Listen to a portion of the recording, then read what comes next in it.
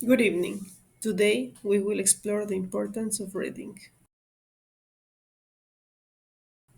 On this slide, you can see the main points we'll be covering today.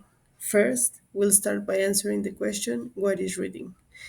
Then, we'll look at briefly at how the reading process works and some of the benefits of reading. Then, we will explore the relationship between reading and learning, both in traditional and online education. Finally, we'll end up with a few practical guidelines for finding reliable sources online. Have you ever thought about how much of our lives depend on reading? From checking a message on your phone to following instructions to learning something new. Reading is one of the most fundamental skills in human development and communication. It plays a central role in how individuals acquire knowledge, interpret the world around them, and engage with new ideas. From a very early age, reading becomes a primary means of learning, thinking, and expressing understanding. However, its importance extends far beyond the classroom. In today's digital world, where we are surrounded by information, reading has become more important than ever. It is not just about knowing words, it's about being able to think critically, understand meaning, and make sense of what we see online and offline. So, as we explore this topic, let's take a closer look at what makes reading such a powerful and essential part of learning. So, what is reading? Reading is the process of interpreting written symbols to understand information, ideas, and extract meaning. It is not just recognizing written words, but a cognitive process that involves understanding, analyzing, and connecting ideas. Through reading, we don't just receive information, we interact with it, evaluate it, and use it to build new knowledge. The reading process. Reading happens in three stages: pre reading, through reading, and post reading. The pre reading stage involves assessing the text before you start, keeping in mind your purpose for reading and making predictions about what the text might say. Through reading, this is the stage where you go through the text itself, making sure you truly understand what you're reading. It is important to determine whether you're comprehending the text and to stop if that is not the case, as this leads to ineffective reading. Finally, in the post reading stage, is where you reflect on what you've read, compare your initial expectations with what the text actually portrayed, and form a brief internal summary to check your understanding. Reading gives us so many benefits. It improves our vocabulary. Reading exposes us to new words, phrases, and styles of writing, improving vocabulary, grammar, and overall ability to express ourselves clearly. It provides mental stimulation. Regular reading keeps our brains active.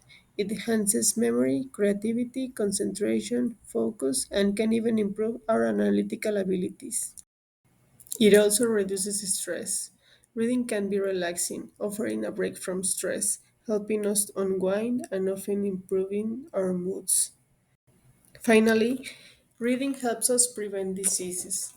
Poor reading skills are linked to a higher risk of diseases such as diabetes, heart failure, strokes, and respiratory infections. In traditional education, reading is one of the most fundamental skills students develop. It forms the basis for learning in all academic subjects. Through reading, students gain knowledge, improve their language skills, and develop critical thinking abilities. It allows them to explore new concepts, engage with diverse perspectives, and build a strong academic foundation. In classrooms, reading also supports discussion, writing, and problem solving, making it an essential tool for overall education success. In online learning environments, reading plays an even more central role.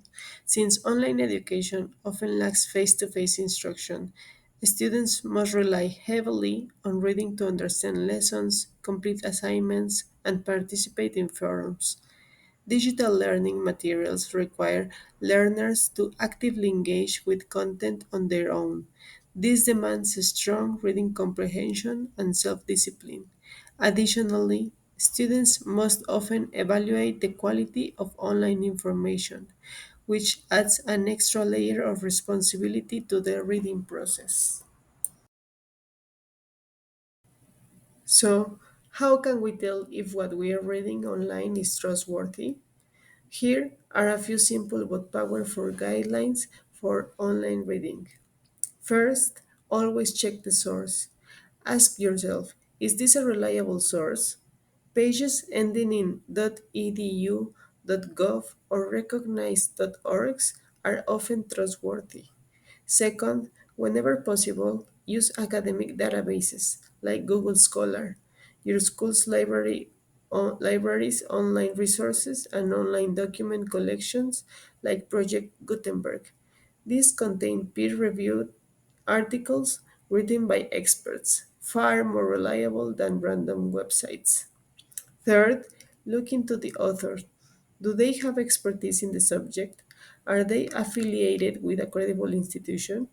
If there's no author or credentials listed, be skeptical. Fourth, check the date. Information, especially in science or technology, can change quickly. Make sure the material you're reading is still current.